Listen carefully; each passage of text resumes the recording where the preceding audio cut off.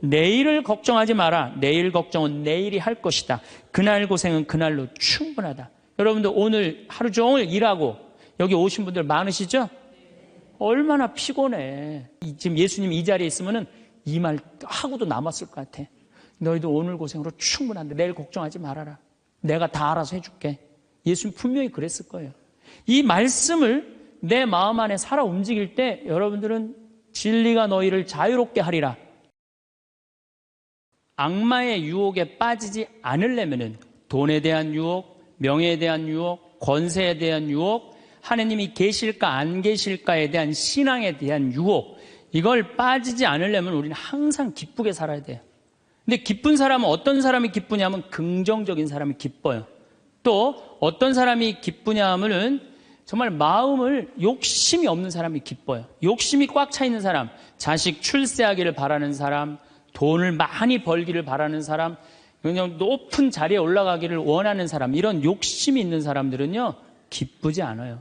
마음을 완전히 비우고 오늘 하루를 즐겁게 사는 사람. 여러분들 영어로 내가 좀 유식한 말을, 영어로 선물이 뭐냐면은 프레젠트예요. 근데 오늘이라는 뜻도 영어로 프레젠트예요. 오늘은 하느님이 주신 선물이에요.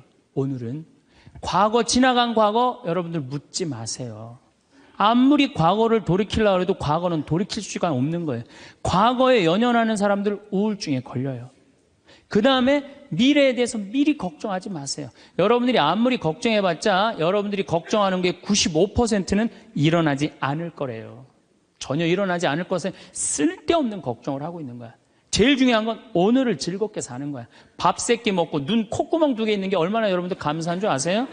콧구멍이 얼마나 2개 있는 게 감사하냐면은 눈 2개 있는 것도 감사하지만 콧구멍 2개 있는 게 얼마나 감사하냐면은 이 콧구멍이요, 숨을요, 이 냄새를 맡는데요, 한쪽만 4시간을 맡는 거예요. 그리고 4시간이 딱 지나고 나면 한쪽이 교대를 해요. 반대쪽이 냄새를 맡는 거예요. 만약에 김치찌개 동시에 2 콧구멍으로 다 맡으면 기절해. 그러니까 여러분이 콧구멍 2개 있는 것만 해도 얼마나 감사한 건지 몰라요. 지금 여기 손가락 10개, 발가락 10개 가지고 콧구멍 2개, 눈 2개 갖고 오신 분들은요, 무조건 기쁘게 살아야 되는 의무가 있는 분들이에요. 하나님이 다 주신 거예요. 자, 그리고 난 다음에 우리가 유혹에 빠지지 말려면 끊임없이 기도해야 돼. 하느님께서 우리 이제까지 살아오면서 여러분들 은총 너무 많이 주셨어요. 은혜 너무 많이 주셨어요. 그렇기 때문에 우리는 어떻게 살아야 돼? 그 은혜를 계속 기억하면서 감사기도, 끊임없이 기도해야 돼. 근데 이 기도는 간구 기도를 하면 안 돼요. 감사 기도를 해야 돼요. 제가 꼭 성령 기도에 가면은요, 제일 당황스러운 게 그거예요. 내가 성령 기도에 가면은 할머니들이 신부님 골이 아파요, 무릎이 아파요, 허리가 아파요, 안수기도 해달라는 거예요. 근데 저는 신부 될 때 이 제단에 엎드려서 하느님한테 2가지를 청했어요. 하나는 강론 잘하게 해달라고. 근데 정말 저는 누워서 그렇게 기도했어요. 왜 제가 그 기도를 청했느냐 하면은 저는 초등학교 때부터 발표 때마다 선생님이 제일 먼저 너 일어나서 발표하라고 그랬어요. 그리고 책 읽을 때도 항상 나보러 읽으라고 그랬어. 목소리가 좋으니까. 그러니까 내가 받은 달란트는 뭐야? 말하는 거. 그리고 신부가 말씀 전하는 사람 아니에요. 그래서 강론 잘하게 해달라고 내가 정말로 엎드려서 간구했어요. 근데 뭐 1년에 300회, 내일도 여기 전주 중앙성당에 가서 강의하고 또 전주에 있는 중학교에 가서 그 학부형들하고 선생님들한테 강의해. 내일도 전부 단축 수업한대요. 그 선생님들도 강의 들으게 한다고 일반 학교에 가서 강의하는 거예요. 행복론에 대해서. 그러니까 1년에 한 300회 정도 초청 강연 다니니까 이거 소원 들어주셨어요. 난 너무너무 감사해요. 또 내가 글 잘 쓰게 해달라고. 이제까지 책 3권 썼는데 요즘 쓴 거 사는 맛, 사는 멋. 이거 정말로 많은 분들이 행복하다고 참 전화가 많이 와요. 독자들한테. 아니, 나 이 2가지 다 받았어요. 나는 더 이상 하느님한테 원하는 거 없어요. 하느님은요, 각자의 달란트가 다 달라요. 그리고 그냥 집 잘 짓는 신부님들, 또 우리 그냥 전 신부님, 내가 보기엔 사목 너무너무 잘하세요. 그러니까 그 감히 못하는 15년이 지나서 엄두도 못 냈던 저 땅을 사죠. 그러니까 아무나 사는 게 아니에요. 교우가 일치가 되기 때문에 그게 가능한 거죠. 그 다 달란트가 달라요. 근데 내가 받은 달란트는 강론자라고 글 잘 쓰는 거야. 나는 치유의 은사를 받지 않았어요. 근데 그냥 갈 때마다 그냥 내가 그냥 성령 기도에 갈 때마다 그냥 그것도 70, 80 그냥 아니 70, 80 썼으면요 골 아파요 당연히요. 아 무릎 아프고 허리 아파요 당연히. 아 그걸 그냥 와갖고 하느님이 그냥 신부님이 그냥 허리 아프니까 그냥 안수 좀 해달라고 그러면 그 나요 80년 동안 쓴 거를. 그럼 난 또 착하니까 해주긴 해줘요. 할머니 머리에 손을 얹고 아니 뭐 치유의 은사는 없으니까 머리에 손을 얹고 뭐라고 기도하냐면은 하느님 이 할머니 골이 아프답니다. 그런데 눌러줘요. 그런데 저는 치유의 은사가 없는 게 확실해요.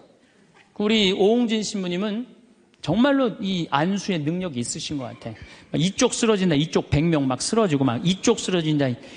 2층 젊었을 땐 2층 쓰러진다, 2층 막 쓰러지고 그랬대요 정말로. 근데 나는 그렇게 20년 동안 안수 기도를 했는데 쓰러진 사람이 한 명도 없어요. 아이 정말이에요 정말. 쓰러진 사람 한 명도 없어요. 그리고 내가 안수 기도를 하면 누르면 내가 느껴요. 내 손에서 아무것도 안 나가는 게 느껴요. 누르고 있으면. 뭐가 나와야지 눌러줄 거 아니야. 뭐가 나와야지. 그래서 내가 3년 전부터 안수 기도를 안 하는 거예요. 왜 안 하느냐면은 아무것도 안 나오는데 누르고 있는 나도 한심하고 또 아무것도 안 나오는데 머리 디미는 교우들도 불쌍하고. 그러니까 서로 편안하자 이거예요. 내가 내일 모레 대전 대화동 성당에 강의를 가는데 신부님이 너무 고맙더라고. 아주 목소리가 나 아직 얼굴을 못 뵀는데 신부님이 그러더라고. 저녁에 강의 끝나고 이제 여기는 내가 미사를 하고 강의를 시작했지만 거기는 강의가 끝나고 미사를 봉헌한대요. 그리고 안수기도가 있대요. 근데 신부님이 너무 고맙게 날 아시는 것 같아. 안수는 당신이 하겠다고. 고맙다고 그랬어요. 어쨌든 하여튼 제가 재작년에 2009년에 미국 북동부 성령대회가 있어요. 근데 여러분들 참 미국 교우들이 참 열심히 해요. 특히 성령대회는요, 한국의 성령대회하고 분위기가 틀려요. 정말로 열심히 해요. 갔는데 첫날 800명이 왔는데 교우들이 그냥 내 강의, 화가 나십니까? 라는 주제로 강의를 했는데 너무 재밌게 들었어요. 그날따라 강의가 잘 되더라고요. 그랬더니 둘째 날에는 막 사람들이 전화를 막 한 거야. 야, 한국에서 조그만 신부가 왔는데 너무 재밌다. 그래갖고 둘째 날은 1200명이 늘은 거예요. 그런데 성령대 19년 활동한 늘어난 적이 처음이라는 거예요. 그런데 점점 나는 불안한 거예요. 점점 성령대 하이라이트를 향해서 가는 거야. 성령대 하이라이트는 뭐냐면 치유의 안수의 절이야. 점점 불안한 거야 이거. 아니 내 손에서는 아무것도 안 나오는데 이제 아무 능력 없는 거 탈로가 나게 생긴 거야. 그런데 그때 같이 갔던 신부님이 청주교구 박효철 베네딕토 신부님이라고 있으세요. 전국 성령 주치도 신부님이세요. 근데 그분은 내가 뵈니까 치유의 은사가 있어요. 그러니까 나는 말씀의 은사가 있지만 그분은 치유 은사가 분명히 있는 분이야. 그래서 나한테 오지 말고 박신부님한테 가라. 그것도 나하고 본명도 같아. 베네딕토. 박신부님한테 가라. 그리고 난 도망갔어요 사실은. 그런데 그 예절을 저 강당 뒤에서 보는데요, 정말 은혜롭더라고요. 나는 죽었다 깨어나도 그렇게 못해요. 근데 그때 200명이 났어요. 정말로 내가 다음에 갔는데도 그때 치유됐다는 사람 너무 많이 만났어요. 그건 하느님의 성령 특별한 은혜가 있었던 거지. 그래갖고 이제 박 신부님 덕분에 내가 잘 마치고 이제 한국에 이제 돌아왔어요. 2010년이 됐는데 미국 북동부 성령대에서 또 전화가 왔어요. 올해 또 와달라는 거예요. 내가 화를 냈어요. 왜 자꾸 날 부르느냐. 그거 부담스럽거든요. 그거 굉장히 큰 대회니까. 아니 내 손에서 아무것도 안 나온다는데 왜 자꾸 부르느냐. 좀 이 손에서 능력 나오는 신부님들 불러라. 그랬더니 그 교우들이 위원들이 하는 말이 신부님 걱정하지 말라고. 신부님은 손에서 안 나오는 대신 입에서 나오니까 걱정하지 말라고.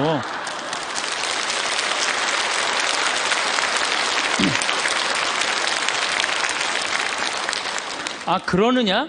그렇다면 내가 가겠다. 그리고 이제 작년에 내가 또 북동부 성령대를 갔어요. 갔는데 그때 같이 갔던 신부님은 누구냐면은 우리 수원교구의 한연음 다니엘 신부님이 같이 갔어요. 이분 또 만만치 않게 영적으로 깊은 분이잖아요. 근데 이제 신부님이 먼저 강의를 가는데 갑자기 내 앞에 무릎을 꿇는 거예요. 나한테 안수기도를 해달라는 거예요. 아니, 내가 새카만 후배고 정말 내가 존경하는 선배 신부님이에요. 근데 갑자기 무릎을 꿇더니 나한테 안수기도를 해달라는 거예요. 아니, 내가 교우도 안 해주는 판국에, 아니, 하느님하고 성모님한테 정말 완전히 미쳐갖고 오로지 기도만 하는 신부님, 그분 성소하고 성물도가 너덜너덜해요. 같이 들어. 내 성소도 깨끗하고 성물도도 깨끗한데 내 거는. 그래서 내가 신부님한테 그래서 신부님, 저한테 안수기도 받으실 필요 없으시다. 신부님 같이 이렇게 영적으로 깊으신 분이 나같이 이렇게 어린 후배 신부한테 뭐하러 받느냐. 그냥 들어가셔라. 근데 신부님이 하시는 말씀이 나는 황 신부한테 기적을 바라는 게 아니다. 사제의 축복을 받고 싶다. 또 이거 또 어떻게 안 해줄 수가 있어? 그래서 그냥 떨리는 마음으로 신부님 머리에 손을 얹었어요. 근데 내가 깜짝 놀랐어요. 이게 내 손에서 안 나오다 보니까 신부님 머리에서 나오더라고.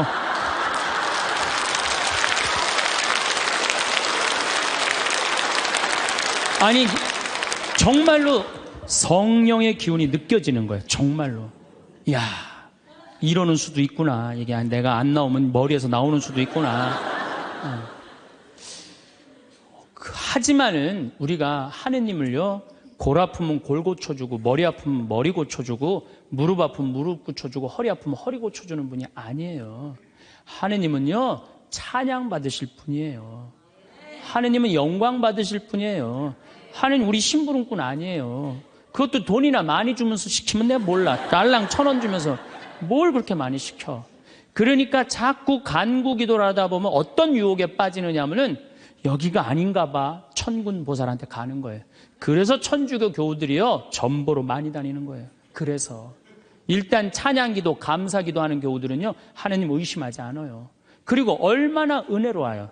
여러분들 이 공기 공짜로 마시고, 태양 공짜로 햇빛 쬐고, 이 땅 공짜로 밟고 다니고, 얼마나 감사해. 눈 2개, 콧구멍 2개, 손가락 10개, 발가락 10개 있으면 됐지.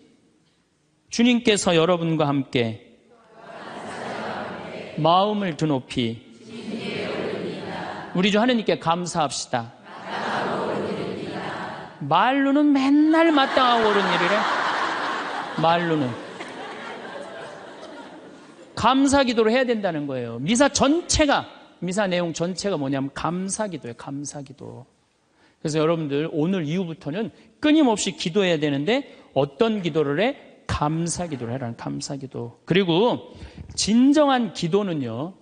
진정한 기도는 어떤 게 진정한 기도냐면은 저도 그런 기도를 많이 드려요. 하느님, 내가 당신의 나라를 위해서, 당신의 하늘나라를 위해서, 당신의 정의를 위해서 내가 무슨 일을 했으면 좋겠습니까? 나를 어떻게 당신이 쓰실 생각을 갖고 있습니까? 이렇게 물어볼 때 하느님의 뜻을 헤아릴 수가 있는 거예요. 그러니까 성당에는 하느님 뜻을 실천하려고 나오는 거지 하느님이 내 뜻을 실천하라고 성당에 나오는 게 절대 아니다. 근데 우리 많은 교우들은 그걸 착각하고 있는 거예요. 예수님도 마태오복음 그 산상설교의 5장, 6장, 7장에 뭐라고 그러셨어요? 주의 기도를 가르쳐달라고 그러니까 뭐라고 그랬어요? 너희들 기도할 때 많은 말 하지 말아라. 하늘에 계신 우리 아버지 이름이 거룩히 빛나시며 아버지의 나라가 오시며 아버지의 뜻이 뭐라고 그래요? 하늘에서와 같이 땅에서도 이루어지소서. 그렇게 기도하라고 그랬잖아요. 근데 우리는 그냥 성당에 나와서 계속 내 뜻만 계속 어필하는 거예요. 더욱이 여러분들 예수님하고 친해요, 안 친해요? 친하지도 않으면서 그냥 계속 이것이 해줘라. 여러분들 이 생각 해봐요. 정말 친한 친구가 와서 부탁하면은 들어줘요, 안 들어줘요? 힘들어도 들어줘요. 내가 좀 고통스럽더라도 그걸 나눠줘요. 생전 본 적도 없는 친구가 와서 딱 오더니 1,000원 주더니 야, 내가 정말로 필요한 게 있는데 나 좀 도와줘라. 도와주고 싶어요, 안 도와주고 싶어요? 도와주고 싶지가 않다는 거예요. 그래서 여러분들 기도는 뭐냐면 일단은 예수님하고 친구 되기 위해 하는 거예요. 예수님하고 대화하는 거예요.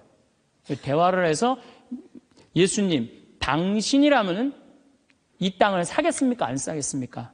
당신이라면은 지금은 무슨 요즘 그 제2금융권 막 이자 막 100%, 200%, 막 1000% 하는 사람들 있잖아요. 내가 만약에 예수님이라면 과연 그런 걸 할까? 그 사람도 얼마나 고통스러운데. 내가 예수님이라면은 내 아이를 어떻게 키울까? 내가 예수님이라면은 내 남편한테 어떻게 할까? 내가 예수님이라면 아내한테 어떻게 할까? 내 아내한테 어떻게 할까? 이걸 물어보려고 기도하는 거예요. 그래서 기도라는 것은 간구 기도가 기도가 아니야. 그래서 난 묵주기도, 구일기도 보면 딱 지향 하나 두고 그냥 기립다 기도하는데 난 정말로 마음이 아파요. 묵주기도는 저는 요즘 묵주기도 드릴 때 오늘도 내가 묵주기도 5단을 바치면서 연옥에 있는 영혼들 구원해달라고 기도했어요. 왜냐하면 성모님이요 그렇게 기도하라고 그랬거든요. 우리 그냥 계속 연옥을 위한 기도, 그 다음에 뭐 터키에서 지금 고통받는 사람들, 뭐 이런 정말 죄인들, 이런 사람들은 생전 기도하지 않고 그냥 대학 입시, 그냥 뭐 수능 잘 보게 해주고, 그냥 당 팔리게 해주고, 애 생기고 해주고, 이런 기도는 자꾸 하느님하고 멀어질 수도 있다는 얘기예요. 그걸 다 들어주지 않으세요, 하느님이. 어떻게 다 들어줘요? 내가 할 일이 있는 거지. 또 기도는 예수님의 말씀을 음미할 때 기도가 즐거워요. 예수님 묵상할 게 너무 많지 않아요? 예수님에 대해서 나는 예수님 말씀 중에 내 눈 속에 있는 들보는 보지 못하면서 남의 눈에 있는 티끌을 빼주려고 그러느냐. 자기 눈에는 들보는 못 보고 남의 눈에 티끌. 이거 내가 살아오면서 나도 그렇겠지만은 정말로 많이 봐요, 우리가. 그래서 나의 잘못, 나의 험, 나의 약점, 이거를 항상 볼 수 있도록 노력해야 되는데 우린 그런 걸 안 해요. 예수님 말씀 틀린 말 하나도 없어요. 사람이 안식을 위해서 있는 것이 아니라 안식일이 사람을 위해서 있는 것이다. 이것도 얼마나 멋있어요. 뭔가 예수님이 과연 어떤 의미에서 이런 말씀을 했는가. 참 묵상할 거리가 너무 많죠. 또 너희들 무엇을 먹을까, 무엇을 입을까, 무엇을 마실까 걱정하지 말아라. 하늘에 나는 새도 다 먹여줄 거다.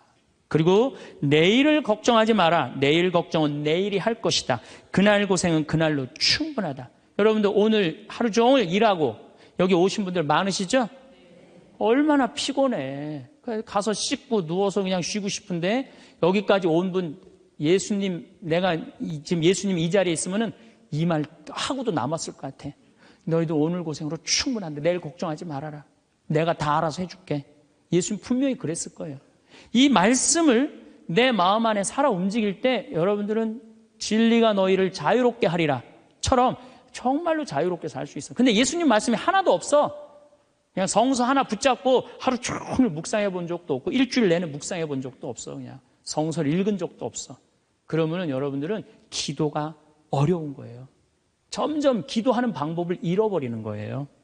고생하며 무거운 짐을 진 너희는 모두 나에게 오라. 내가 너희에게 안식을 주겠다. 얼마나 내 멍에는 가볍다. 얼마나 좋아요.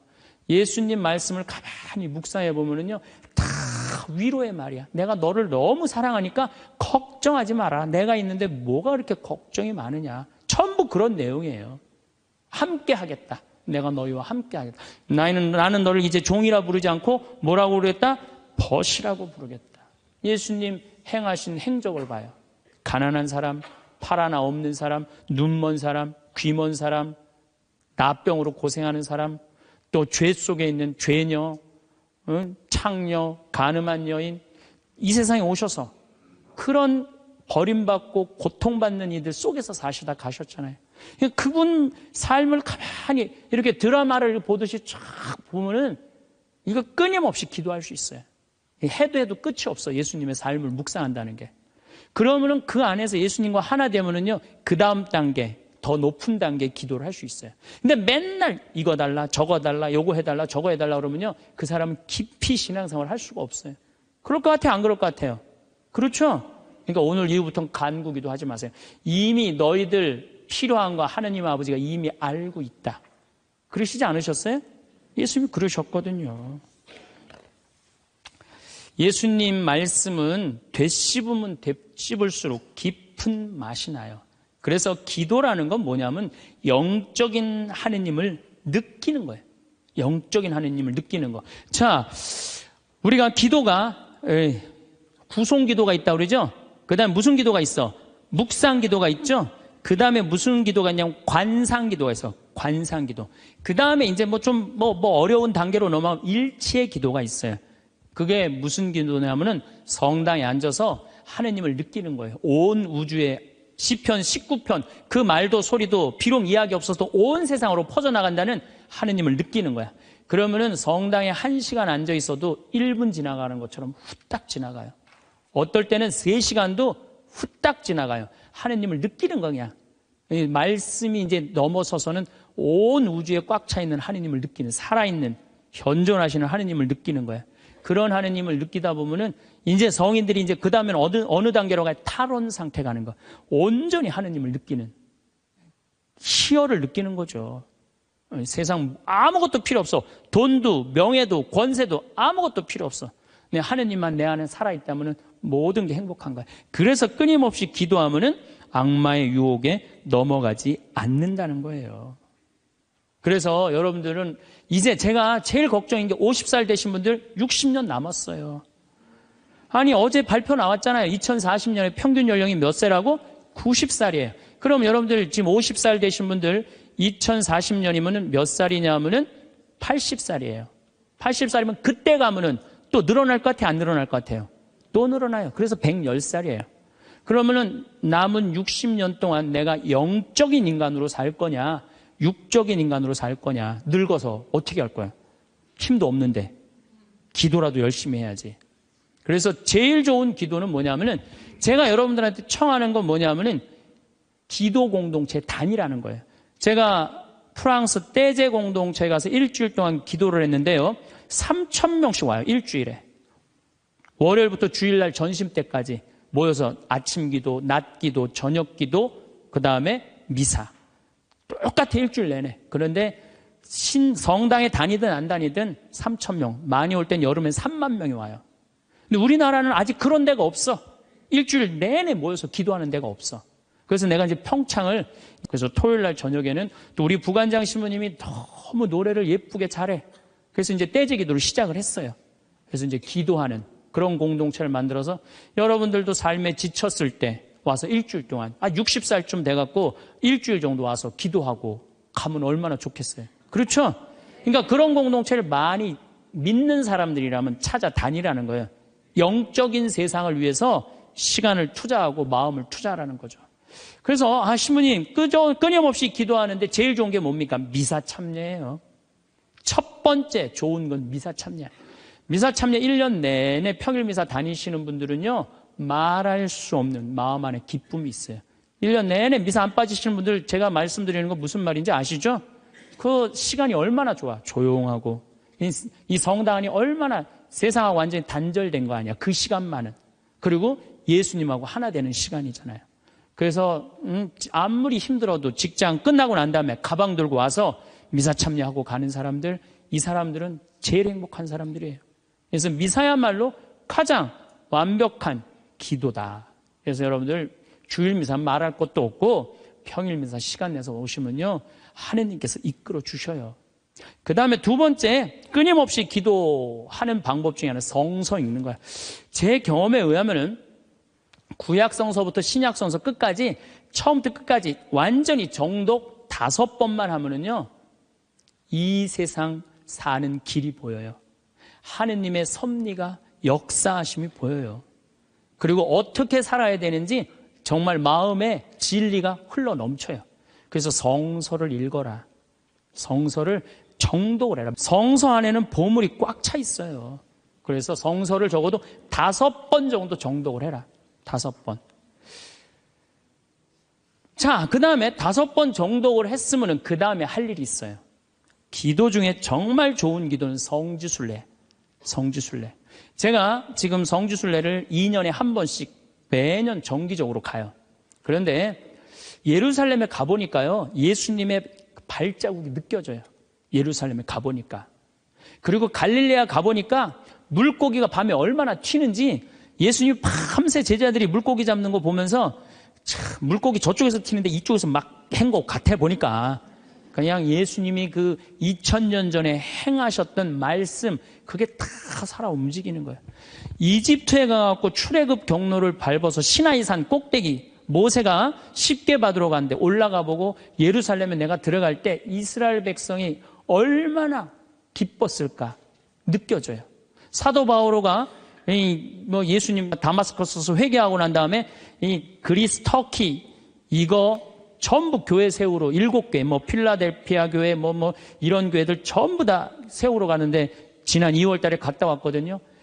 그냥 예수님이 그냥 막연하게 멀리 느껴지는 게 아니라 예수님이 살아 움직이는 거예요. 그래서 여러분들 성지순례 참 중요한 거. 물론 우리나라 안에도 좋은 성지들이 너무 많아요. 우리 성인들이 얼마나 예수님을 사랑했는지. 그러니까 시간 되면은 돈 모아서 제일 남는 거, 가장 적은 돈으로 가장 최고의 효과를 낼 수 있는 건 성지순례. 그래서 예루살렘 한 번은 갔다 오라는 거예요. 한번 손 들어보세요. 내가 절대 욕 안 할 테니까 한번 손 들어보세요. 손 들어. 한 번도 안 갔다 왔다. 손 들어보세요. 자, 이 사람들 이거 회개해야 되는 사람들이에요. 자, 여러분들 이 세상에 한 번 오셨어. 내가 하느님을 믿어. 하느님을 믿는데 예수님이 활동하고 가신데 한 번 좀 가보고 싶지 않아요? 그럼 지금부터 개 모으세요. 개 모으셔갖고 나는 우리 뭐 여의도 순복음교회가 한 번 거기 성주순례를 갔는데 몇 명이 한 3,000명이 갔다. 3,000명. 3,000명이. 여러분들도 우리 능평성당 내가 있을 때 어른들 700명 갔잖아요. 한번 한 2년 개 모아갖고 우리 전 신부님이랑 한번 1,000명 한번 쫙 한번 가봐요. 그럼 아마 일생 일대 너무 은혜를 많이 받을 거예요. 그 은혜는 마치 이스라엘 백성이 에집트를 뭐 200만 명이 뭐 200명 그건 뻥이겠지만은 어쨌든 하여튼 가듯이 그런 뜨거움을 아마 느끼실 거예요.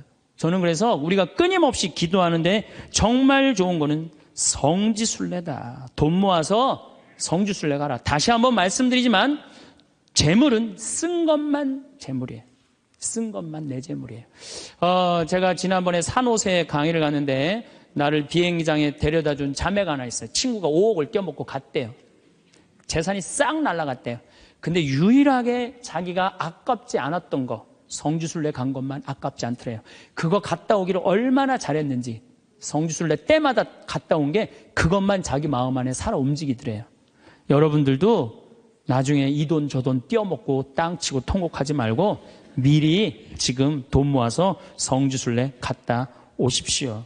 그리고 묵주기도 우리가 가장 쉽게 할 수 있는 기도예요. 누워서도 할 수 있고 뭐 반신욕하면서도 할 수 있고 걸어가면서도 할 수 있고 묵주기도도 성모님 말씀대로 죄인들의 회개를 위해서 연옥 영혼들의 고통 덜어주기 위해서 그 기도가 저는 묵주기도 중에 가장 아름다운 기도라고 생각을 해요. 그래서 우리의 기도를 불쌍한 영혼들이 많이 기다리고 있으니까 그런 지향을 두고 그냥 수능 잘 보게 해주고 애 생기게 해주고 월세 나가게 해주고 땅 팔리게 해주고 그런 기도하지 마시고 이렇게 끊임없이 기도하는 사람은요 악마의 유혹에 빠질 시간이 있겠어요 없겠어요? 당연히 없어요. 당연히. 자, 그 다음에 어떤 처지에서든 감사하여라. 감사하는 사람 또 유혹에 안 빠져요. 여러분들 북한에서 안 태어나고 남한에서 태어난 거 감사해요 안 감사해요? 북한은요 정말로 굶어 죽어요. 굶어 죽어요. 평양 근교만 빼놓고 나머지는 다 굶어 죽는다고 보시면 돼요. 이제 겨울이 시작되면은요 이 사람들 뗄감이 없어요. 석유 석탄이 없기 때문에 자꾸 산에 나무 잘라다가 또 해요. 그리고 어떤 집은 작년에는요 그 뗄감조차도 없어서 밥도 못 해갖고 그대로 얼어 죽은 사람들도 많다는 거예요. 근데 우리는 얼마나 잘 먹고 잘 살아요. 감사해요 안 감사해요? 감사해요. 여러분들 후쿠시마에서 안 태어나고 대한민국에서 태어난 거 감사해 안 감사해요? 이거 여러분들 깊이 묵상해야 돼요. 왜냐하면 일본은 1년에 지진이 5,000번 일어나요. 5,000번. 하루에 15번 일어나요. 더 놀라운 거는 이번 12월 1월 달에 지진이 또 일어난다는 게 지금 감지가 된다는 거예요. 일어날지 안 일어날지 모르겠지만은 일본 사람들은요 너무 불안한 거예요. 근데 우리나라는 지진이 1년에 몇 번 일어나는 줄 아세요? 15번 정도 일어나요. 근데 이 중에 지진의 강도가 2.7에서 3.2예요. 보통 일어나는지 안 일어나는지도 모를 정도예요. 근데 일본은 막 일어나면 4.0만 넘어가면요 정말 천둥 소리 얼마나 불안한지 몰라요. 난 그걸 경험을 했어요. 지진이라는 게 무시무시해요. 근데 우리는 아무런 그런 게 없이 살잖아요. 근데 우리는 얼마나 행복한 나라에서 살아. 그런데 왜 자살률이 세계 1위냔 말이야. 국민들이 욕심이 많아서 욕심이. 이유는 딱 한 가지예요. 욕심이 너무 많아요. 대한민국 사람들 이 정도면 잘 사는데 왜 이렇게 욕심이 많은지 모르겠어요. 여러분들 그 한국처럼 잘 먹고 잘 사는 나라가 없어요. 여러분들 이탈리아라는 나라 잘 살아 못 살아요? 잘 살죠? 그런데 이탈리아가 우리나라가 경제력은 세계 13위지만은 소비 지수는 7위예요. 7위. 정말 잘 먹고 잘 사는 나라가 우리예요. 내가 뭐 예전에 방송에도 한번 말씀드렸지만 우리나라 갈비집에 가보면요. 진짜 잘 먹어요. 갈비 막 먹으러 가면은요. 막 이렇게 한 상 반찬 나와요. 그냥 그 계란찜, 그 다음에 무슨 뭐 단호박 삶은 거, 메추리알, 뭐 그 다음에 무슨 뭐 사라다, 무슨 야채 사라다, 국물 김치, 뭐 별게 다 나와요. 그 다음에 파란 국수 말아서 나와요. 그리고 4명이 하면 4인분 시켜요. 4인분 시키면 그냥 배가 빵빵해. 한국 사람들은 배 빵빵하면 안 돼. 갈비집에 가고 배 터질 때까지 먹어야 2인분 더 시켜요. 더 시켜서 먹고 난 다음에 그래도 우린 분이 안 풀려. 그냥 아줌마가 하나 쓱 나와서 이렇게 물어봐요. 냉면을 먹을래? 된장찌개를 먹을래? 그냥 그거 먹고 커피 공짜로 먹는 나라가 어디 있어요? 잘 먹어요. 횟집도 마찬가지예요. 횟집도 일본에 갖고 내가 회 정식 시켰는데 회가 딱 2점 나왔어요. 이게 맛백인가 보다 그러고 홀딱 먹었어요. 아무리 기다려도 회가 안 나와요. 왜 안 나오냐니까 그게 다라는 거예요. 우리나라는 횟집에 가면 뭐부터 나와요? 씻기다시 나오죠? 개불, 멍게, 해삼, 전복, 낙지, 꽁치 소금에 구운 거, 미역국, 조개탕, 별게 다 나와요. 그리고 그냥 또 회가 나오면 그냥 한 50점 나와요. 배는 꽉 찼는데 50점이 또 나와. 어떻게? 먹는 방법이 있어요. 상추에다가 회를 올려요. 그 다음에 마늘하고 고추하고 된장을 찍어갖고 상추를 동그랗게 말아요. 그 다음에 목구멍으로 밀어 넣는 거예요. 보면 계속 목구멍까지 찼어. 그래도 분이 안 풀려. 어떻게 하느냐면은 매운탕 또 시켜 밥 한 그릇도 해갖고. 그런데도 왜 자살률이 세계 1위냔 말이에요. 왜 15,400명이 죽냔 말이에요. 1년에 하루에 42명씩 자살을 하냔 말이에요. 왜? 1시간에 2명씩 지금 뛰어내려서 죽고 있어요. 우리나라에. 욕심이 너무 많아서 그래요. 이 정도면 잘 살지 않아요? 이 정도면 잘 살지 않아요? 여러분들 우리 여기 할머니들 1959년에 우리나라가 UN 120개 국가 중에 GNP가 몇 위였느냐면 119위였어요. 1959년에. 꼴등이야, 꼴등. 그때는 정말로 똥구멍이 찢어지게 가난하게 살았어요. 똥구멍이. 다시 한번 똥구멍 찢어지는 거 얘기해 드릴게요. 9월에 추수하면 2월에 먹을 게 떨어져요. 보리는 5월에 피는데. 그러면 그냥 무슨 칡해서 먹고 쑥해서 먹고 그것도 안 되면 4월 달에 소나무 속껍질 벗겨요. 햇빛에 말려갖고 갈아갖고 쌀은 요만큼 소나무 껍질은 이만큼. 그러니까 밥을 져서 먹으면 등짝에 붙었던 배가 쑥 나와요. 얼마나 좋아. 근데 문제는 이 섬유질은 소화가 안 돼요. 수분만 빠지고 다시 딱딱하게 대장에 가서 돌덩어리가 되는 거야. 똥을 넣으면 부드러운 똥이 나오는 게 아니야. 이 돌덩어리가 나오는 거야. 그러니까 이 돌덩어리를 빼내니 집집마다 뒷간에서 똥구멍 찢어지는 소리가 아니야. 이 집 저 집에서 막 나는. 그게 1959년에 있었던 일이에요. 1959. 그런데 불과 60년 만에 이렇게 잘 살 수가 없어요. 이렇게 잘 살 수가 없어요. 여러분들 저는 요즘 그리스 보면서요. 정말로 내가 대한민국 사람이라는 게 얼마나 자랑스러운지 몰라요. 그리스라는 나라는 지금 BC 526조에 BC 526조. 그런데 이거 그리스라는 나라 우리나라보다 훨씬 못 살아요. 우리나라보다 30이야. 경제 규모가 3분의 1밖에 안 되는 나라예요. 그리스라는 나라가. 그런데 이 나라가 전부 빚 갖고 사는 거, 빚 갖고. 애 셋 나무는 일 안 해도 돼. 애 셋 나무는 다 우유값까지 다 나와요. 양육비 다 나와. 대학 들어가갖고 뭐 3년, 4년, 뭐 1학년 다니다가 2학년 다니기 싫어하고 10년 후에 들어가면 그때도 공짜야. 끝날 때까지 공짜예요. 뭐 갖고? 빚 갖고. 그래갖고 좀 이제 이 빚이 이렇게 나라 빚이 많으니 허리띠 좀 졸라 매자 그랬더니 내 연금은 못 깎는다. 맨날 데모하는 거예요. 그 다음에 막 정부 기관에 그냥 저기 막 전기 끊고. 그게 저러고 있는 거예요. 지금 아직도. 근데 우리나라는 1997년에 IMF 터졌을 때 어땠어요?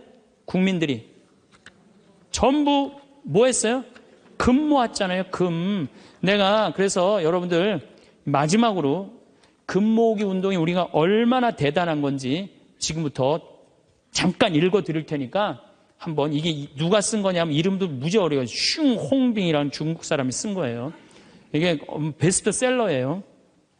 냉전 시기 미국의 맹방이던 또 하나의 나라 한국은 금융위기가 닥치자 미국의 구원에 손을 내밀었다. 한국 사람들은 미국이 그토록 단호하게 거절하리라고는 꿈에도 생각하지 못했다. 우리가 도와달라고 그랬는데요, 싹 거절했어요. 월가를 대표하는 재무부는 끝까지 반대했다. 심지어 올브라이트가 경제학을 모른다고 비난하기까지 했다. 결국 클린턴 대통령은 재무부에 손을 들어주었다. 여기서 그 다음에 중요한 얘기가 나와요. 재무장관 로버트 루빈이 보기에 이번 위기야말로 한국 경제의 빗장을 열어젖힐 절호의 기회다. 그러니까 이제 IMF 때 우리나라에 들어와서 기업 다 먹을 기회다, 이 얘기예요. 그는 구원을 청하는 옛 맹방인 한국을 과거보다 훨씬 가혹한 조건으로 대하라고 지시했다. IMF는 미국 재무부의 압력 아래 한국의 원조 조건에 온갖 가혹한 조건을 덧붙였다. 그래서 우리나라가 얼마나 고통스러웠어요. 한국이 즉시 미국의 유리한 조건으로 미국과의 모든 무역 마찰을 해결할까지 포함했다. 그동안 마찰이 많은데 미국한테 다 손들었어요.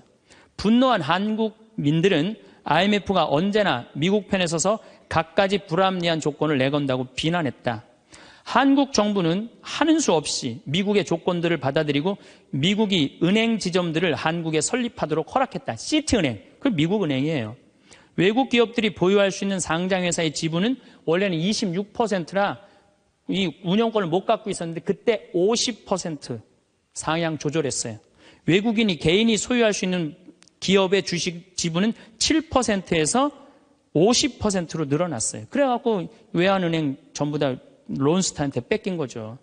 한국 기업은 반드시 국제회계의 원칙에 따라 했으며 금융기관은 국제회계사무소의 회계 감사를 받아야 했다. 참.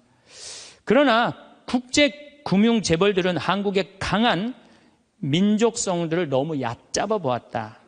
한국의 협의를 체결하기만 하면 당장이라도 몰려들어 사냥감을 물어 뜯을 판이었다. 우리나라 현대, 삼성 다 먹을 판이었다는 얘기예요. 그런데 고립무원, 완전히 고립무원의 사면 초가에 빠진 한국인들은 나라를 구하겠다는 일념으로 너도 나도 금모으기 운동에 나서서 정부를 도왔다. 이때 금모은 게 21억 달러예요. 한국에 돈 한 푼도 없었을 때.